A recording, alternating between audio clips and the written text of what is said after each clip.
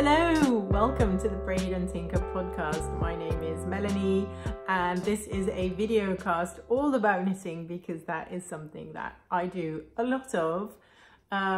This week I'm sitting downstairs and not in the craft room upstairs because Derek is off to Japanese class this evening and I thought it would make a nice change. This is actually where I sit and do most of my knitting. Yeah, on the sofa. As you can see, I usually have like a stash of project bags. They're usually lined up like this on the sofa, driving everybody mental, but I need my stuff close, so that's how it goes. This is podcast episode number 21, which is very exciting. Last episode, which was not last week because last week I was ill and I did not record a video. But last episode I did a giveaway and I'm going to do a random number generator YouTube thing, pull someone out of the comments. There are a ton of you who commented on the video last time. It was so lovely to read all your messages. I'm going to pull a winner and put it on the screen here somewhere. That is. So whoever this person is, please get in touch with me. The best way to do that is on Ravelry. I am BraidAndTinker on Ravelry as well, and you can just send me a message and then I can get in touch with you and send you your prize, which was 2 lovely skeins of hand-dyed yarn, hand-dyed by me, and those were in the video last week, not last week, but the last episode. I'm a bit off today. I had a really yucky day at work.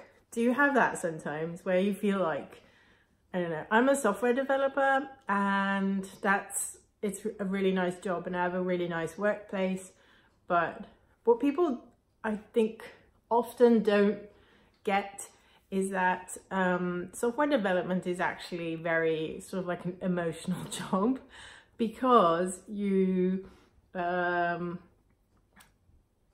trying to solve a puzzle and it's kind of like until you got like the right answer, you often kind of feel like a failure, and then you've sort of like finished it and then you have a solution and then you make what is called a merge request, and then your colleagues have to look at your work and they like either approve it or decline it before it gets merged into the code base. So then like other people say stuff about your work, and most days I'm totally fine with that. Some days I'm just too hormonal and I don't really want to deal with that stuff, and I think people really underestimate that part of the job. I certainly didn't really before I got into programming, I definitely didn't think that it would be like such an emotional labor of love, really. Not a labor of love, but it's like an emotional thing. And I guess obviously some people are better at it than others, and you know, some people are better at taking criticism from other people. I'm definitely, most days I'm totally fine with it, and I take everything as, something that I can learn from. But some days you're just like, your comment right there, nope, I'm going to go leave this room now and have a cup of tea because no. So that was kind of my day today. And I don't know, I'm a little bit tired, but I wanted to record a podcast today because Derek was out in the evening and I should have recorded on Sunday because that's usually an easier day for me, but I was, I don't know, a little bit tired yesterday and I just wanted to actually have some crafting time, because otherwise I don't really have anything to show you guys, which make the podcast pretty lame, I guess. Anyway, I have my notes because my notes are important. I'll start with that at the end of the episode I have 2 giveaways, which is like another giveaway. Yes, so last episode I had a giveaway of 2 skeins of yarn because I had reached 600 subscribers. This episode I have more giveaways, which is insane, but that's going to be after I've talked about all of my projects. I am racing through this. Let me take a sip of tea and calm down a little bit. Okay, so last time I was talking about doing a test knit that I was doing for Julia, who is from the Happy Knitting Podcast. She's a German podcaster, and she has since then released a knitting pattern, and so I'm allowed to show you my finished knits. Oh. And of course they're underneath a pile of plastic. So these are the socks.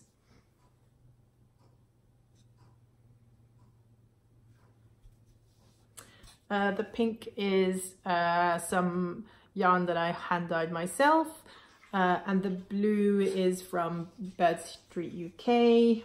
And I really like how these two, it's very Barbie pink. I mean, it's pink. I quite like it. It's not something I don't know. It's not something I'm against, but I definitely don't wear a lot of these colors. I think for socks it's fine because they're in your boots, or at least in my boots most of the time anyway. But I don't know. Maybe this will be a Christmas present. I haven't really decided yet, so I'm just gonna pop them aside. I have a little box of that I put things in that might be for Christmas. So this sounds terrible, but it so I just keep putting things in, and because sometimes you make something you think, actually this is really nice, and I put all this time in it, I want to keep it for myself. So but then like later on you think, oh well, I'm like onto a new thing now, so I wouldn't have mind giving it away. So my idea is to just put things in a box and let them like go away for a little bit, and then I'll like, the closer I'll get to Christmas, I'll decide if I give them away to people. Which is like, I don't think that's totally unreasonable, because I don't have a lot of people who knit for me, and I think anybody who doesn't knit doesn't understand the time and effort that goes into it. So yeah, these could be a present, but I could also, you know, any day just decide that I want to wear them. I do want to wear them though, because I think like there's like lots of cute little details in these socks. So the sock pattern for these socks has been released. They are called the Tea Icecream Socks by Julia from the Happy Knitting Podcast, and at the end of the episode I have a giveaway for that pattern, so if you're interested, stay tuned. So that was my finished object. I have a bunch of whips lying around. You'll remember this from last episode. This is my Arboreal Sweater by Jennifer Steingass. I am knitting this out of Lopi yarns. It is a sweater pattern, but I'm trying to convert it into a cardigan, which is why I have this running down the middle, because I'm going to steek it, and steeking means that you're essentially cutting open your knitted fabric, which is something you can do. It's just something knitters do. They knit and then they cut open their knitting. Anyway, I really like this pattern. It is a lovely leaf shaped yoke colorwork thing. The Lopi is so fluffy. Let me see if I can.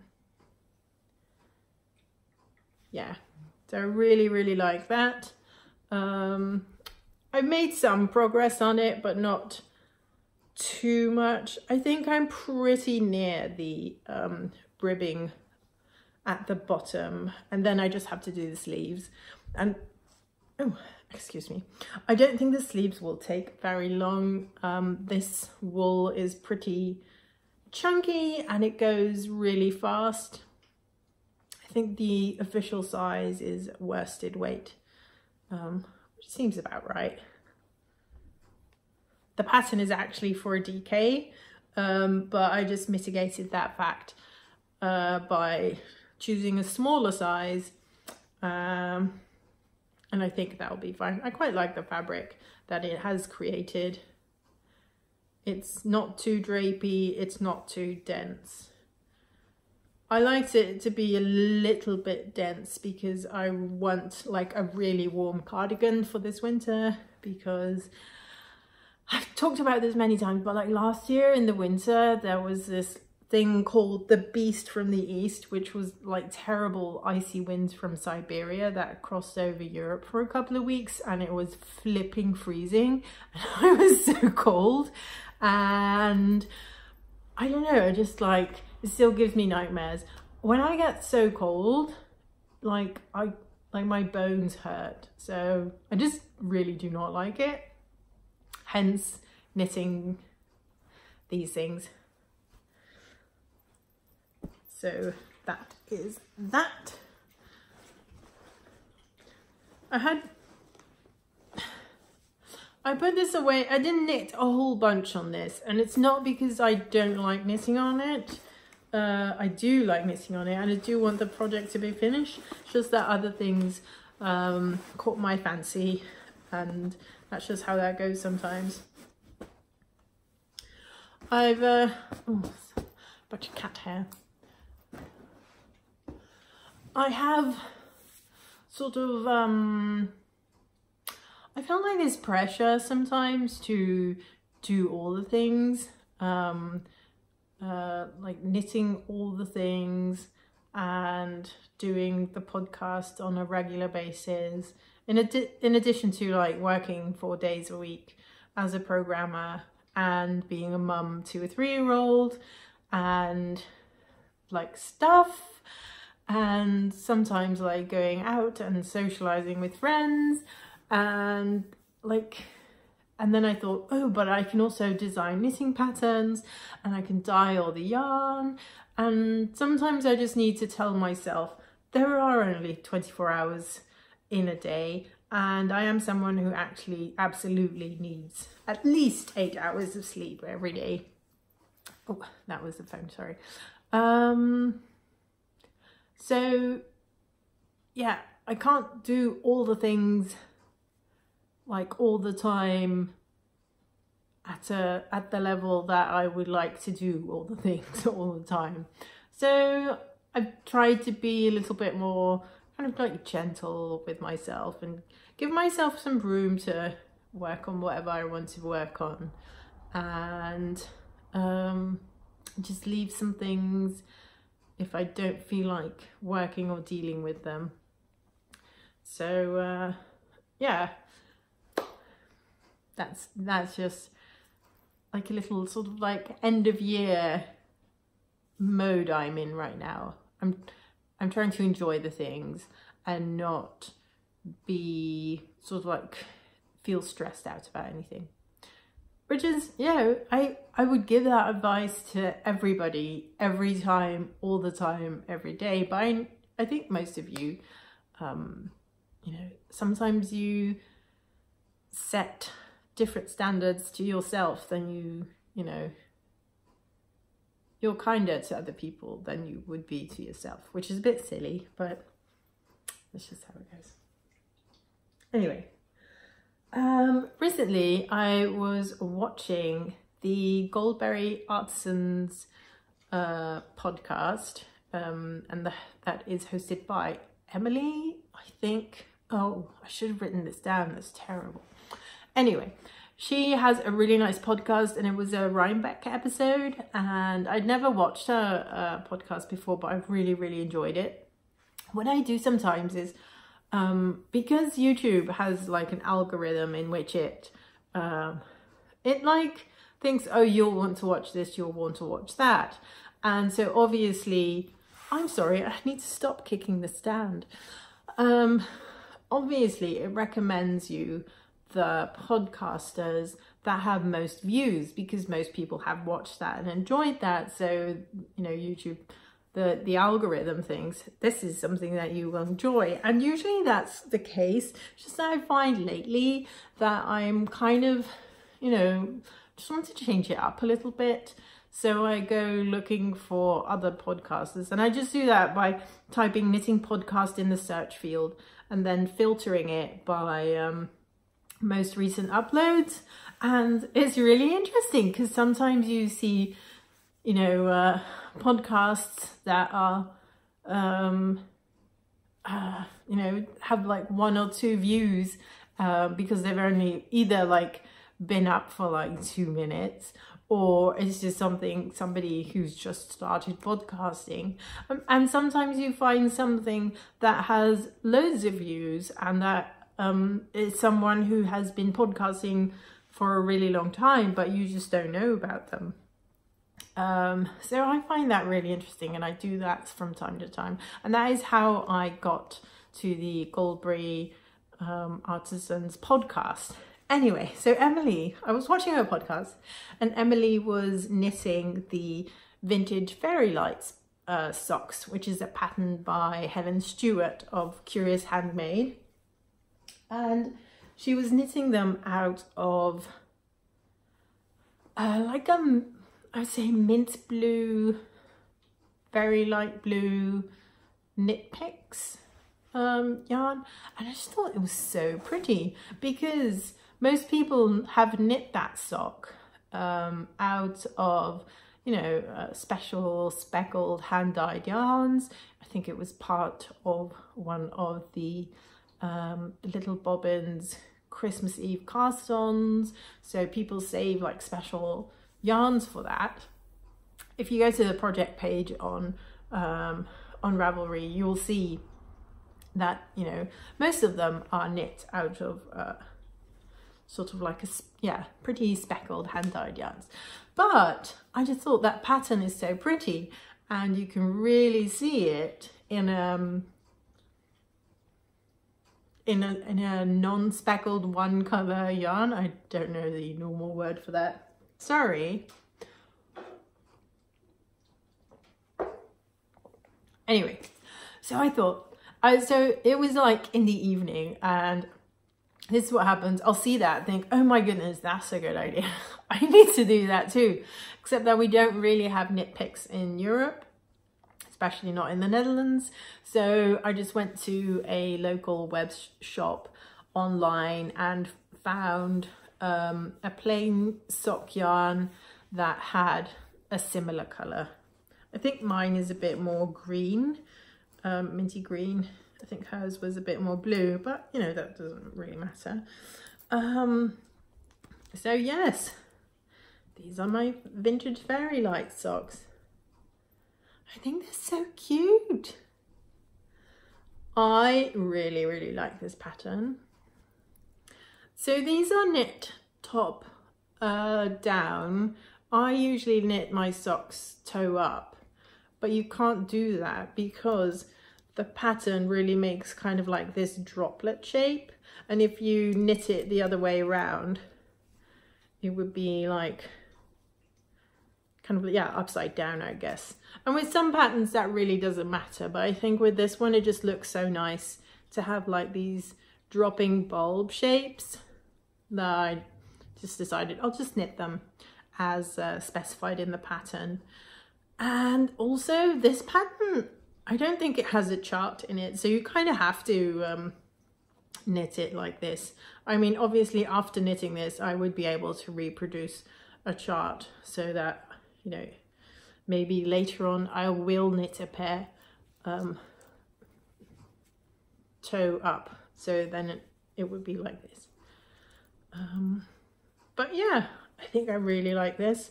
I really enjoy this yarn. It's, oh, I don't think I have the ball band.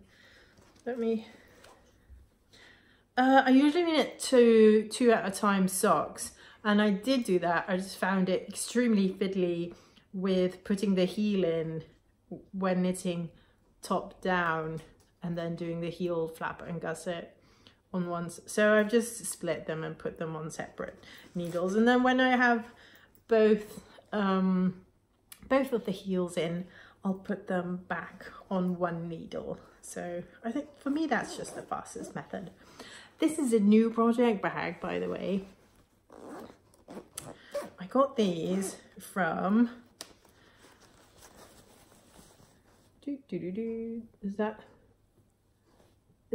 I don't think you can see it. It's Bertie and Poppet, and that is Jill Page. She makes these bags, Bertie and Poppet. And I was on Etsy looking for some new project bags, because that's what I do. Because obviously I don't have enough. And I just found her fabrics are so pretty and cute, but like not, I was looking for something that was like a little bit moody and a little bit dark, and so maybe this was still a bit cheery, but I found the other one, another one that's also from her. I haven't put anything in this one yet. I just found this so pretty. It's got like little skulls on it, and they are so well made, and they have like really pretty lining, and it's there's interfacing in here. Is that the word? I'm not an actual sewing person who knows about sewing things, but yes, right? I just really like this.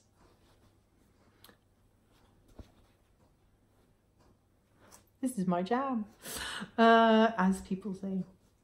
Yeah, so I think these are really, really pretty.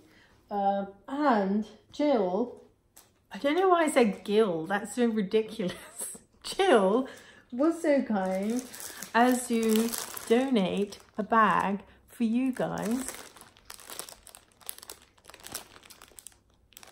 How pretty is this? It's a lovely Christmas bag, and I'm kind of jealous, and because it is really, really pretty. I've just got the stitch marker and the button all there. So if you want to win this, look at the end of the episode, because that's where all the giveaway things are. But yeah, so anyway, my vintage fairy light socks are in this bag, and what was I going to do? Oh yes, I was going to look for the ball band, because so I just came across this brand, Durable Socks, and the colorway is duck egg blue, and it's such a pretty color, and yeah, this is a very, very affordable yarn. Durable Socks. I have no idea where this comes from, where this is made, who makes this, but I ordered it for Dutch people who would like to know. I ordered this on Volplane, which is it's a big web shop. I think they have a UK version which is called Yarn Plaza, and then there's a German thing called Wollplatz.de, I think. So I was ordering that yarn because I'd seen Emily's socks, and I was like, ooh, I need that color, and I need to knit that pattern same exact way, because you know I'm so super creative. Anyway, and then I saw some other socks from Lang yarns, their Yavel range, and it's this lovely mauvey sock yarn. So apparently I'm like knitting all these boring one colour socks now. I just really like this colour too. The colourway, this one doesn't have a pretty name, but this one is 832. So it's kind of like a mauvey purple pinky colour. It's mauve basically. So that was it in terms of the knitting I have been doing recently, and so that wasn't a whole bunch, except I did knit those test socks really fast. So yeah, I was pretty proud of myself for that, but I have to admit I was ill, so I couldn't go to work, so I did knit quite a bit on them, sitting on the couch feeling really sorry for myself. I don't like really being sick. I prefer being at work because I do enjoy my work. I know I was complaining about work earlier, but I really do. I have a great team of people. We're working on a big project that needs to be finished by the end of the year. And it's a big, massive deadline hanging over us, but it's really nice. And there's lots of girls in my team, which is always really nice, because working in IT, there's quite a big lack of females. So it's pretty special that I think our team is, like over 50% female developers. So I think that's really nice. And I don't know, it's always fun and laughs, and you know, just a bunch of nerds sitting together. And we usually all have noise cancelling headphones on and trying to concentrate, and then, you know, we take them off and have some fun and laugh, and it's just really nice. A lot of knitter podcasters at the moment are into embroidery at the moment, and I just thought, oh, I used to do a ton of embroidery as a kid. I might like to, try again and do something and hang it up the wall, or maybe make a pillow out of it or something. So I bought, there's like a craft store chain that we have. It's called Peepos, and it's not very good, I have to say. But sometimes they have some things. They had like a mini selection of embroidery kits, well, cross-stitch kits. So I bought this one, which is by the Folklore Company, and it has this text on it. And I'm not super keen on the text, but I just thought it was funny. But I really like this like Nordic cross-stitch pattern that's around it. So, and it was half price. So I thought, oh, I'll get that. And in my mind, I thought, oh, and I have an embroidery hoop upstairs in my craft room. I did not. I think I moved a couple of times probably since I've seen it last, and I think it just hasn't survived one of the moves.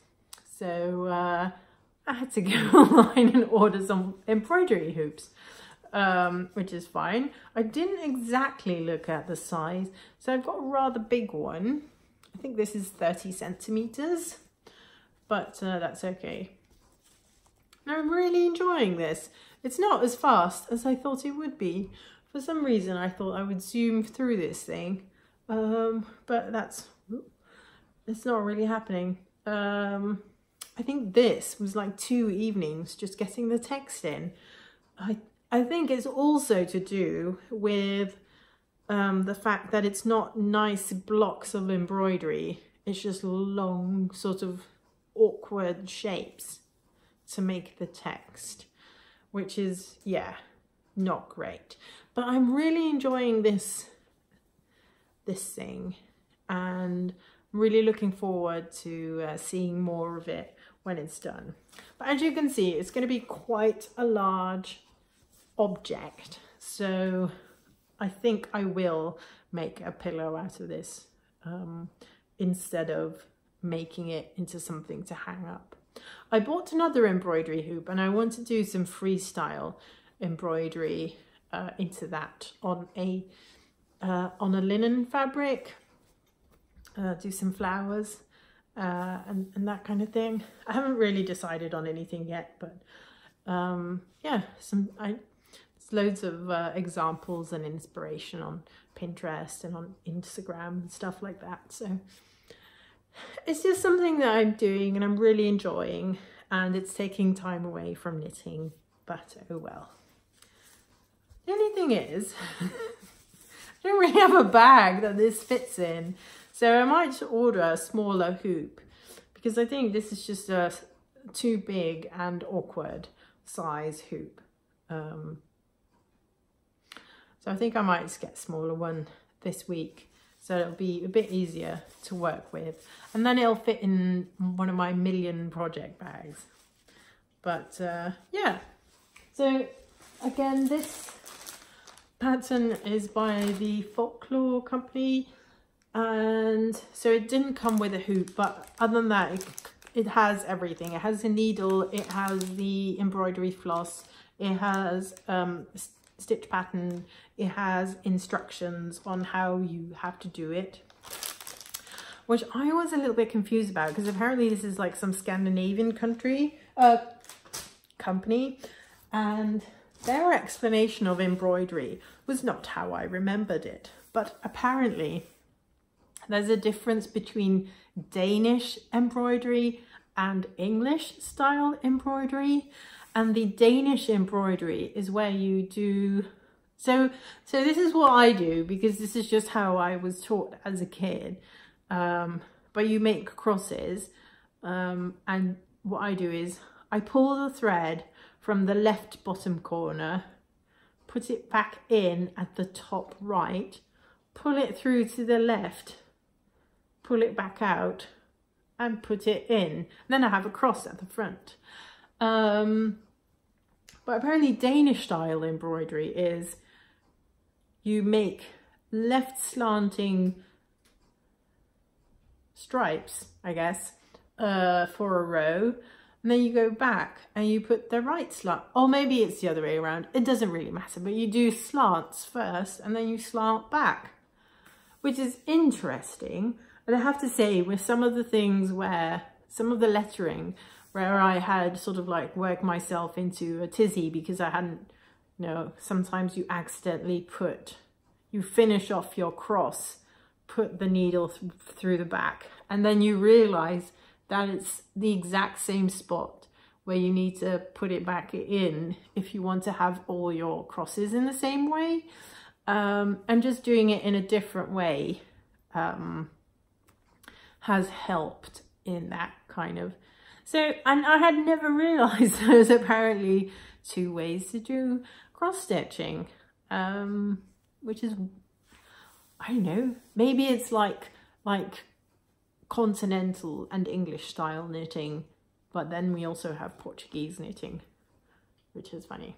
There's a Portuguese girl in my team at work, and she says, because we were talking about it, and she said that her mum only does like Portuguese style knitting. She hadn't realized that other people in the world do it differently. She didn't, that's like, I think that's so cool and fascinating.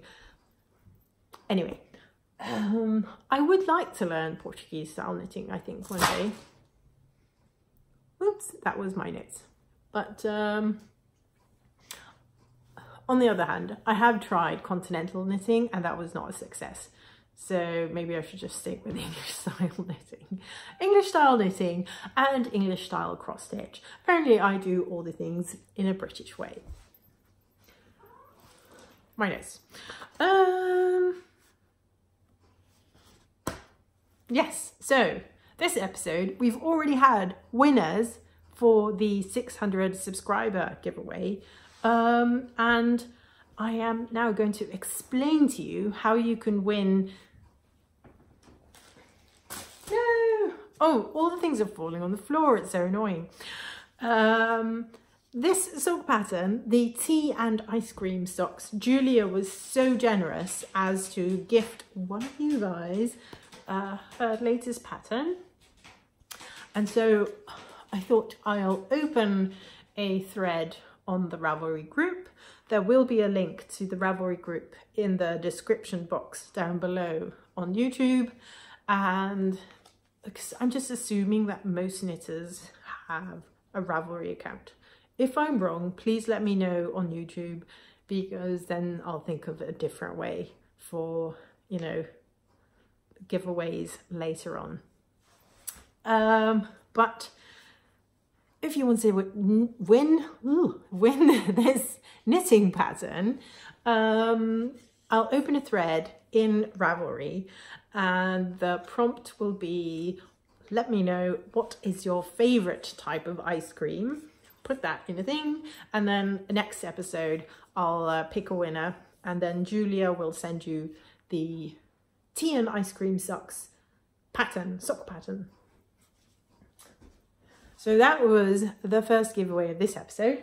If you would like to win this beautiful winter festive Christmas type project bag, which it's quite a big bag, and it's very sturdy made, lovely, what's this called? Fabric, lovely fabric.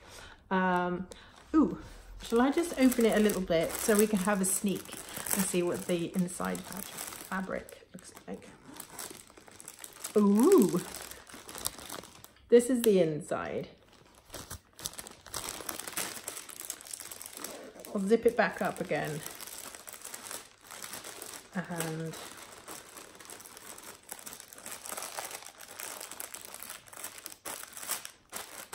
there.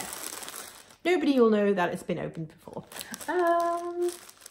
So I'll also open a thread in the Ravelry podcast group for this bag, which is from Bertie and Poppet, which is the Etsy store from Jill.